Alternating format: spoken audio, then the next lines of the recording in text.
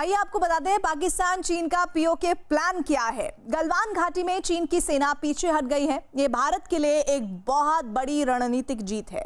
इस जीत के बाद पाकिस्तान के मन में डर बैठ गया है। डर इस बात का कि पूरी तरह से तैयार भारत की सेना कहीं पाकिस्तान के कब्जे वाले कश्मीर पर सर्जिकल या एयर स्ट्राइक करके उसे वापस ना छीन ले। पाकिस्तान के डर के सबूत भी पीओके में नजर आने लगे हैं। खुफिया जानकारी के मुताबिक पाकिस्तान ने चीन सेना की मदद से गिलगिट बाल्टिस्तान स्कार्दू में 20 से ज्यादा जगहों पर रडार लगा दिए हैं। इसके अलावा पीओके में चीन के इंजीनियर पाकिस्तान की सेना को ट्रेनिंग भी दे रहे हैं।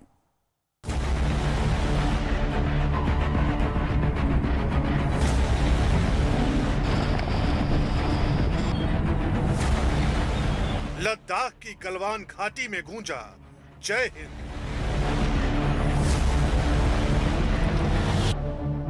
गलवान में चीन को खींचने पड़े कदम।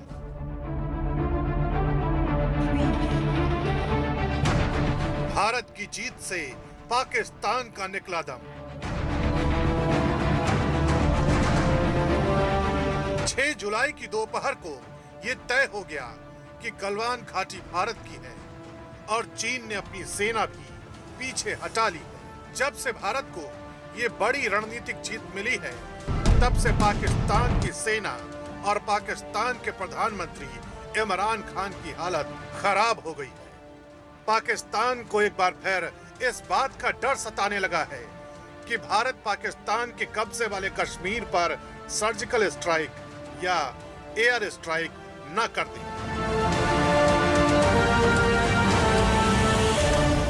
पाकिस्तान का यह डर अब सामने आ चुका है। देश की खुफिया एजेंसियों को जानकारी मिली है कि पीओके में पाकिस्तानी सेना को भारतीय सेना का डर फिर सताने लगा है। यही कारण है कि पाकिस्तानी सेना ने पीओके में कई जगहों पर रडार और हाई फ्रिक्वेंसी टावर लगाने का काम शुरू कर दिया है, क्योंकि पाकिस्तान को लगता है कि एलओसी के नज़दीक फॉरवर्ड पोस्ट पर भारतीय सेना मौजूद है और पीओके पर कभी भी सैन्य कार्रवाई हो सकती है। पाकिस्तान को यह डर हमेशा सताता है कि कहीं भारत उससे पीओके न छीन ले। पुलवामा के बाद इन्होंने बालाकोट पे हमला किया। हमने दुनिया को अभी से बता रहे हैं कि ये कुछ ना कुछ करेंगे आजाद कश्मीर में। पाकिस्तान को लगता है कि भारत ने जिस तरह से फौज का जमावड़ा किया है, उससे कहीं ये छिन न जाए। पीओके भारत का अभिन्न हिस्सा है और पाकिस्तान को भारत संदेश दे चुका है कि वो उसे बिना शर्त वापस कर दे। पाकिस्तान को यह डर तो हमेशा सताता है कि भारत कब पीओके छीन ले। और उसे अब लगता है कि जिस प्रकार भारत ने अपनी फौजों का जमावड़ा किया है, कहीं मौके का फायदा उठाकर वो पीओके पे हमला ना बोल दे। लेकिन भारत पाकिस्तान जैसा चालाक देश नहीं है। भारत युद्ध के नियमों का पालन करता है। भारत विस्तारवादी देश नहीं है। हाँ, पीओके हमारा है, हम पीओके लेकर रहेंगे। पाकिस्तान को यह डर सता रहा है। इसका अंदाजा आप इन तस्वीरों से लगा सकते हैं। ये तस्वीरें लद्दाख के लेह से आई हैं, जहां बॉर्डर रोड ऑर्गेनाइजेशन लगातार अपना इंफ्रास्ट्रक्चर मजबूत कर रहा है।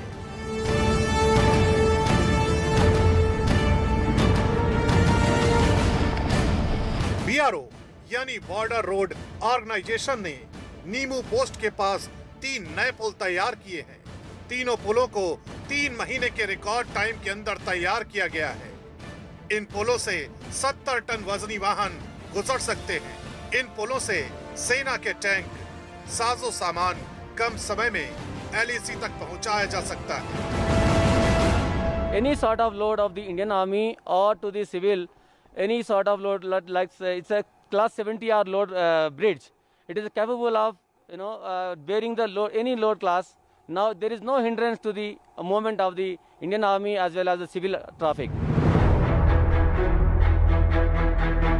चीन और पाकिस्तान इस बात को जानते हैं कि भारत की सेना पूरी तरह तैयार है, इसलिए पाकिस्तान को पीओके जाने का डर सता रहा है। यही कारण है कि पाकिस्तान पीओके में अलग अलग जगहों पर रडार सिस्टम लगा रहा है। पाकिस्तान ने पीओके में 20 से ज्यादा जगहों पर रडार सिस्टम लगाए हैं। खुफिया सूत्रों से मिली जानकारी के मुताबिक पाकिस्तान ने चकोटी सेक्टर के ठोठा, चिनारी में रडार लगाए हैं।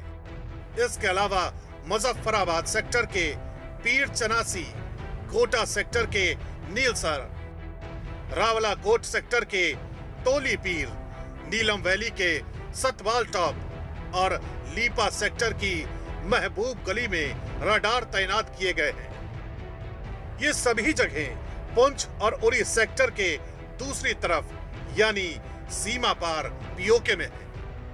पाकिस्तान की इस पूरी तैयारी की खास बात यह है कि चीन की सेना के इंजीनियर पाकिस्तान के सैनिकों को रडार और सिग्नलिंग की ट्रेनिंग दे रहे हैं। ये एयर डिफेंस सिस्टम देश की वायु सीमा की रक्षा करने के लिए होते हैं। इसीलिए पाकिस्तान अब इन्हें पीओजे और गिलगित बाल्टिस्तान में भी डिप्लॉय कर रहा है, ताकि भारतीय वायुसेना से खतरा मंडरा रहा है, उस खतरे की वार्निंग उनको मिल सके। खुफिया एजेंसियों के सूत्रों का कहना है कि चीन की सेना पाकिस्तान की सेना को इस काम में मदद दे रही है। पीओके में जो रडार लगाए जा रहे हैं वो चीन में बनाए गए हैं। इन दिनों इस स्कार्दू बेस कैंप पर चीन के सैनिक मौजूद हैं। चीन के करीब 30 सैनिक पाकिस्तानी सेना के अधिकारियों को ट्रेनिंग दे रहे हैं। इस स्कार्दू बेस कैंप के अलावा मुजफ्फराबाद और बालाकोट में भी पाकिस्तान सेना की ट्रेनिंग जारी है। चीन जो है उसका मुख्य टारगेट पीओके है। पीओके में वो अपने कई प्रोजेक्ट जो हैं वो शुरू किए हुए हैं। मंगला डैम से लेकर जितना भी वो सी पैक का इलाका है, उन इलाकों में वो अपनी पकड़ बनाए हुए हैं। कई प्रोजेक्ट वहाँ पर काम कर रहे हैं, चाइनीज़ कंपनीज वहाँ पर काम कर रही हैं और पीओके के अंदर चाइना का जो बैठना है वो आहिस्ता आहिस्ता उस पूरे इलाके को, गिलगित बाल्टिस्तान का कई इलाका है, स्कर्दू का बहुत सा इलाका है जो इस समय चाइना की पकड़ में आ चुका है। पीओके में इस रडार सिस्टम की तैनाती के अलावा पीओके में ड्रोन से निगरानी करने की तैयारी भी है। पाकिस्तान सेना ने हाल ही में चीन से बराक ड्रोन खरीदे हैं। ये ऊंचाई वाले इलाकों में तैनात किए जाने की तैयारी की जा रही है, क्योंकि पाकिस्तान सेना के पास इस समय जो ड्रोन हैं वो पीओके में कारगर साबित नहीं हो रहे हैं। कमांड कंट्रोल सिस्टम दिशा निर्देश के लिए और मिसाइल को ट्रैक करने के लिए या दुश्मन के हवाई जहाज उसको ट्रैक करने के लिए होता है। इसलिए जो हाई फ्रीक्वेंसी टावर्स लगाए जा रहे हैं वो इसी मकसद से लगाए जा रहे हैं, ताकि वो जो कमांड कंट्रोल सिस्टम है इन एयर डिफेंस सिस्टम का वो अच्छी तरह से सुचारू तरीके से काम कर सके। पाकिस्तान रडार और ड्रोन के अलावा पीओके में हाई फ्रीक्वेंसी कम्युनिकेशन टावर भी लगा रहा है। जानकारी के मुताबिक पाकिस्तान ने सीमा पार निकरल, समानी और कोटली में हाई फ्रीक्वेंसी कम्युनिकेशन टावर लगाए हैं। इसका मकसद है भारतीय सेना के संदेश इंटरसेप्ट करके किसी भी तैयारी का पता लगाना। इस समय पाकिस्तानी सेना के पास है वो हाई एल्टीट्यूड इलाके में काम नहीं कर पा रहे हैं और यही वजह है कि चाइना से उन्होंने नए ड्रोन्स खरीदे हैं जो हाई एल्टीट्यूड इलाकों में काम कर सकते हैं। खास करके गिलगित बाल्टिस्तान, स्कर्दू का जो एरिया है, जहाँ फिर लीपा वैली है, नीलम घाटी है, उन इलाकों में उसके लिए ड्रोन्स जो है वो नए खरीदे गए हैं। और जो फ्रिक्वेंसी टावर्स हैं, हाई फ्रिक्वेंसी टावर्स जो हैं वो भी इसी का एक हिस्सा है। इतनी तैयारी से जाहिर है कि पाकिस्तान के मन में ये डर बैठ चुका है कि गलवान में अपनी स्थिति मजबूत करने के बाद भारत पीओके पर सर्जिकल स्ट्राइक या एयर स्ट्राइक कर सकता है। दरअसल पीओके में चीन पाकिस्तान सेना की मदद कर रहा है। इसका मतलब ये नहीं कि वो उसका मददगार है। इस मदद की आड़ में चीन अपने लालच को साध रहा है। दरअसल चीन का सबसे बड़ा प्रोजेक्ट BRI यानी बेल्ट एंड रोड इनिशिएटिव के लिए पीओके सबसे अहम है। पीओके अगर भारत के हाथ आता है तो चीन का सबसे बड़ा सपना भी चकनाचूर हो जाएगा। इसलिए चीन पाकिस्तान की मदद कर रहा है और पीओके में बड़े बड़े बांध बनाकर हाइड्रो पावर प्रोजेक्ट तैयार कर रहा है। लेकिन चीन और पाकिस्तान के बेतहाशा निर्माण के खिलाफ पीओके में विरोध प्रदर्शनों की आग भड़क गई है।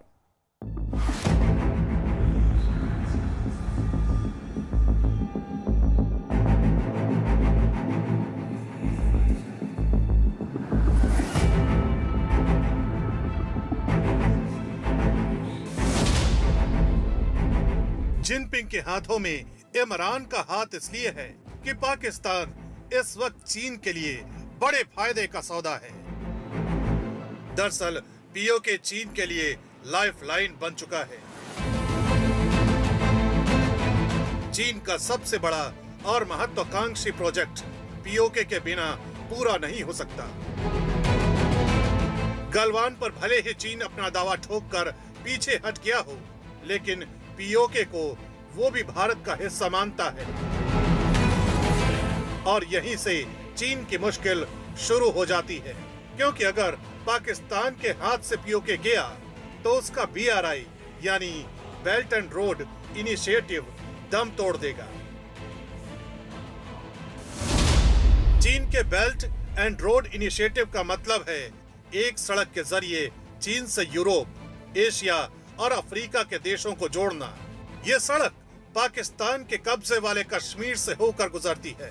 इसलिए पीओके के इस प्रोजेक्ट को CPEC यानी चाइना पाकिस्तान इकोनॉमिक कॉरिडोर भी कहा जाता है। इसी एक प्रोजेक्ट के चलते चीन के लिए पीओके लाइफलाइन की तरह हो गया है।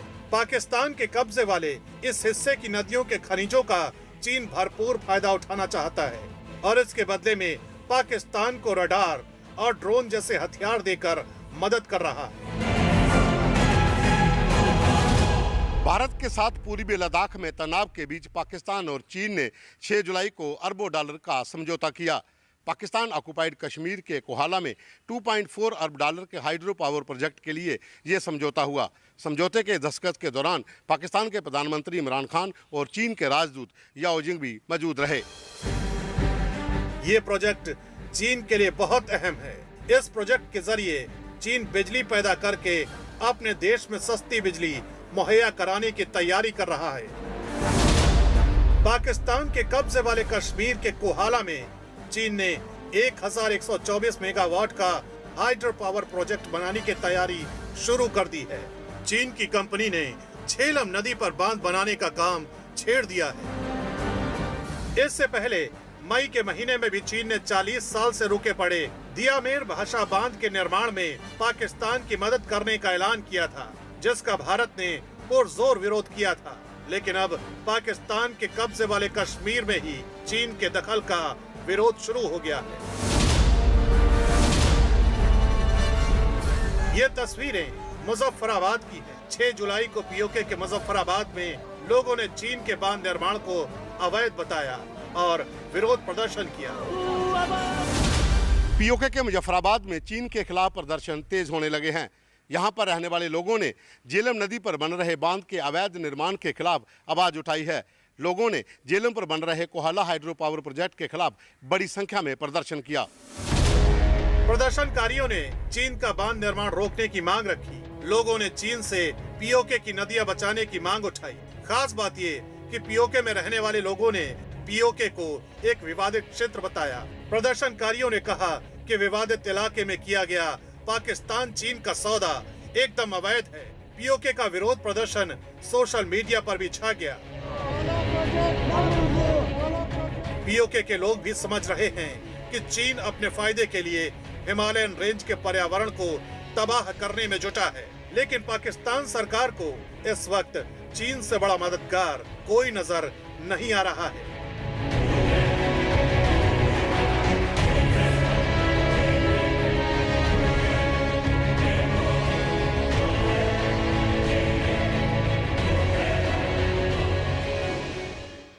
बड़ी खबर आ रही है। लद्दाख में पेंगोंग लेक से चीन की सेना का जमावड़ा कम होना शुरू हो गया है। सेना के सूत्रों से मिली जानकारी के मुताबिक फिंगर 4 पर जमा चीनी सेना की संख्या कम हुई है और चीनी सेना ने कुछ टेंट भी हटा लिए हैं।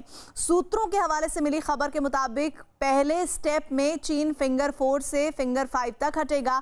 उसके बाद 3 से 4 हफ्ते तक मॉनिटरिंग और वेरिफिकेशन का काम होगा। उसके बाद आगे की कार्रवाई होगी।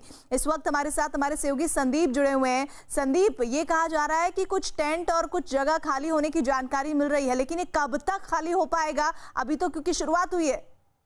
बिल्कुल, देखिए 3 से 4 हफ्ते का एक मॉनिटरिंग और वेरिफिकेशन का पीरियड है और उस दौरान जो है ये देखा जाएगा कि जिस जगह चीन की सेना आके बैठी थी, यानी कि फिंगर 4 पे वो आ गई थी, वहां से वो पूरी तरीके से पीछे हटी है या नहीं हटी है। और 3-4 हफ्ते की मॉनिटरिंग के बाद अगर ये पीछे नहीं हटते पूरी तरीके से तो फिर दोबारा जो है बातचीत का सिलसिला शुरू होगा। लेकिन जो अभी तक खबरें यही हैं कि कुछ जो संख्या जो है चीन ने अपनी सेना की फिंगर 4 के पास से हटाई है, साथ ही कुछ टेंट भी जो है वो हटाए गए हैं।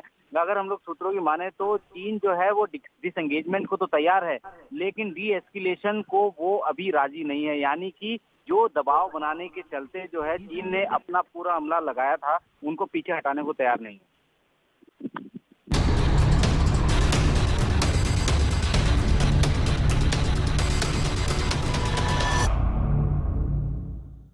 कोरोना ने पूरी दुनिया को हिला दिया है। चीन के वुहान से निकले इस वायरस ने तबाही और बर्बादी की ऐसी कहानियां लिखी हैं कि अब लोग यही चाहते हैं कि जल्द से जल्द इस वायरस से छुटकारा मिले। लेकिन साल 2020 की इस बेहद मुश्किल घड़ी में चीन पर अब ब्यूबोनिक प्लेग का खतरा मंडराने लगा है। मंगोलिया के एक शहर में सामने आया ब्यूबोनिक प्लेग के मामले ने सरकार को अलर्ट जारी करने पर मजबूर कर दिया है। चूहों से फैलने वाला यह प्लेग बेहद घातक और जानलेवा माना जाता है।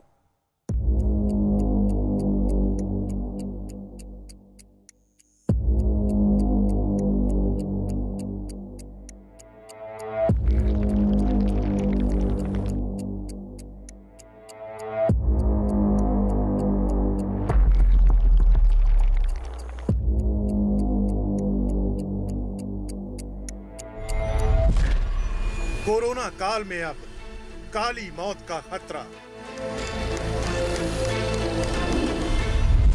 चीन में अब एक और महामारी की एंट्री।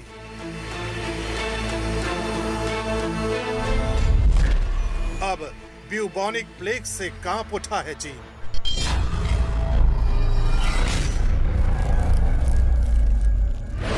चीन ने भले ही कोरोना पर काबू करने का दावा किया हो, लेकिन चीन की मीडिया में आई एक खबर ने सनसनी फैला दी है।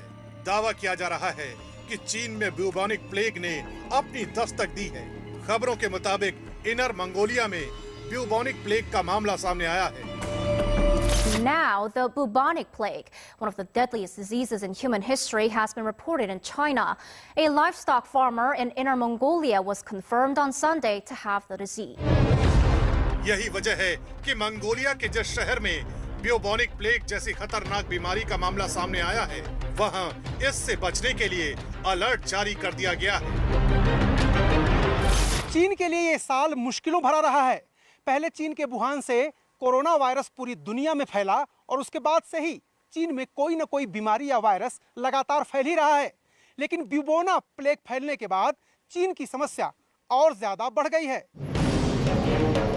उत्तरी चीन के एक अस्पताल में ब्यूबोनिक प्लेग का मामला सामने आने के बाद वहां लोगों को सावधान रहने की हिदायत दी गई है। इतना ही नहीं, मंगोलिया के बैनूर में प्लेग की रोकथाम और काबू करने के लिए तीसरे लेवल की चेतावनी जारी की गई है।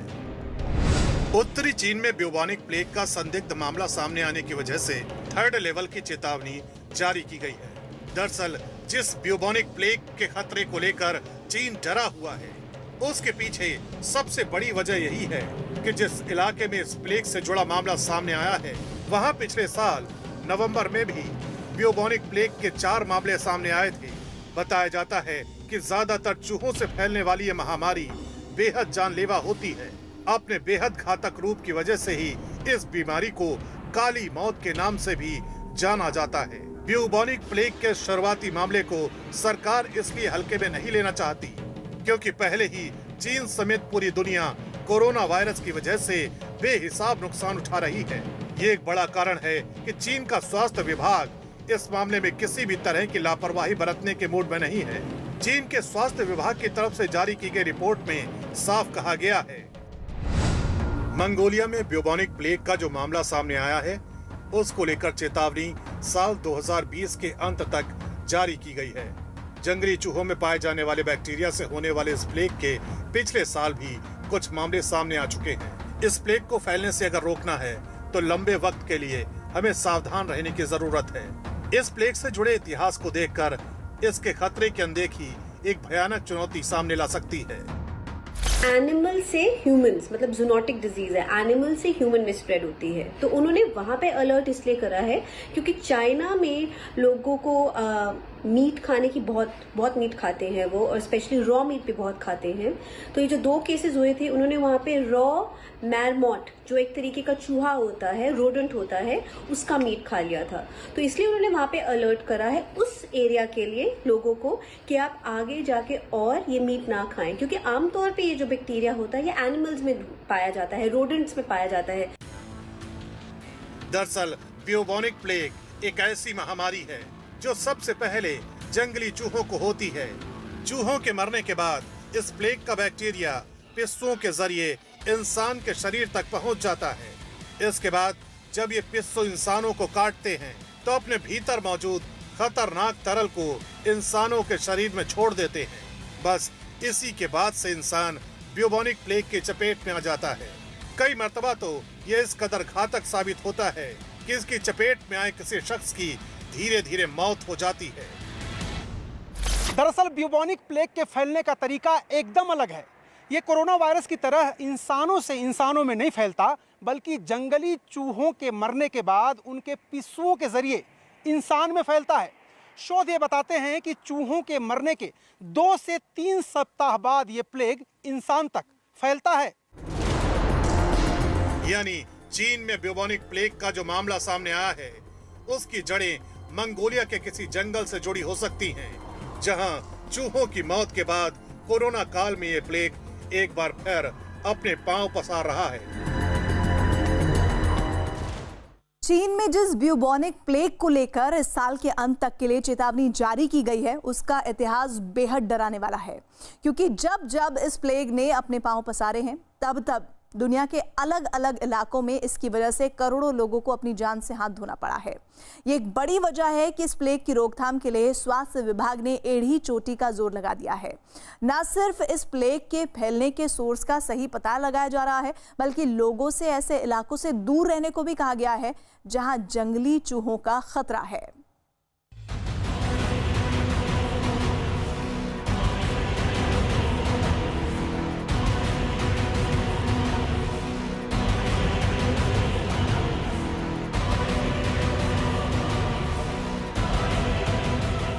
चीन पर टूटा मुसीबतों का पहाड़। From the very first case of COVID-19 to a new type of swine flu, and now the bubonic plague, one of the deadliest diseases in human history, has been reported in China.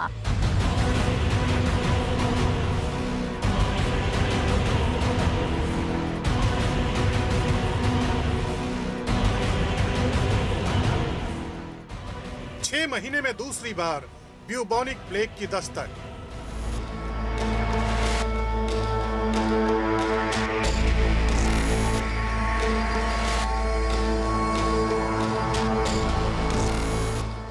काली मौत के इतिहास से सहमा चीन।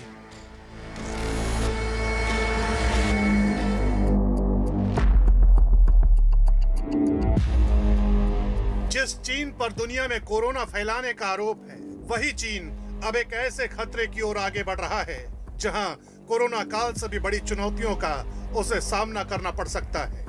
ये चुनौती उस bubonic plague से जुड़ी है जिसने बेशक मंगोलिया के एक शहर में दस्तक दी है, लेकिन इस प्लेग की आहट भर ने चीन के स्वास्थ्य महकमे को हिला दिया है।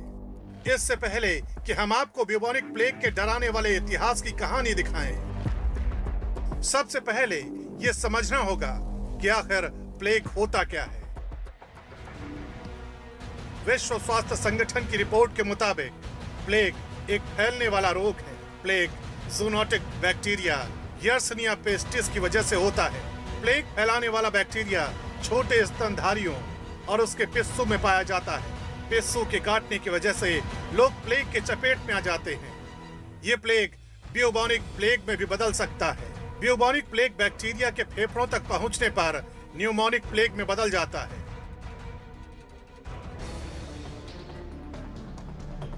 ब्यूबोनिक प्लेग के खतरे का अंदाजा ऐसे ही लगाया जा सकता है कि जब जब इसने दुनिया को अपने शिकंजे में लिया, तब तब इसकी वजह से करोड़ों लोगों की मौत हुई। ब्यूबोनिक प्लेग से जुड़ा इतिहास बताता है कि अब तक कुल 3 बार ये बीमारी दुनिया पर कहर बनकर टूट चुकी है। पहली बार 6वीं और 8वीं सदी में इसकी चपेट में आने से लगभग 5 करोड़ लोगों को अपनी जान गंवानी पड़ी थी। 1347 ईस्वी में दूसरी बार जब इस बीमारी ने अपनी दस्तक दी, तब यूरोप की 1/3 आबादी इसकी वजह से खत्म हो गई थी। ब्यूबोनिक प्लेग का तीसरा हमला 1894 के आसपास हुआ, तब हांगकांग के आसपास 80,000 लोगों की मौत हो गई थी। इतना ही नहीं, इस प्लेग की वजह से भारत में भी दहशत देखी जा चुकी है। 1994 में भारत के 5 राज्यों में ब्यूबोनिक प्लेग के करीब 700 मामले सामने आए थे, जिनमें 50 से ज्यादा लोगों की मौत हो गई थी। उस समय 5 करोड़ से ज्यादा लोगों की मौत हो गई थी एंड इसने लगभग 30 से लेकर 7% तक की यूरोप की पॉपुलेशन को अफेक्ट कर दिया था। एशिया की पॉपुलेशन को बहुत बुरी तरीके से अफेक्ट कर दिया था। बहुत तेजी से फैला था और इसके कारण इतना डर है क्योंकि अगर ये प्लेग फैलना शुरू कर जाता है, अगर ब्यूबोनिक प्लेग के केसेस बढ़ते हैं तो ये अल्टीमेटली न्यूमोनिक प्लेग बन जाएगा। न्यूमोनिक प्लेग मतलब लंग्स को जब अफेक्ट करता है तो इंसानों में बहुत तेजी से फैलता है। माना जाता है कि ये जीवाणु दक्षिण पश्चिम चीन के यूनान में पैदा हुआ।